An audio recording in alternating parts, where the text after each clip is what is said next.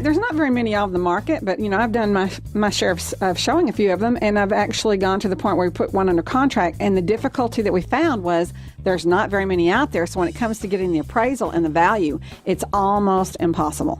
So think really hard before you buy a log home, because it's just very difficult to get the loan through because of the fact that there's not many to compare to. Yeah, so that's the first thing. I know on the mortgage side of it, it becomes an appraisal issue. Not saying it can't get done, but you might want to reconsider. Also, contemporary and colonials. Talk about that a little bit. Well, I would say, of course, I don't have this an exact figure, but I'm going to say somewhere between probably 10 and 20% of the population out there would actually take a contemporary or a colonial home in our market.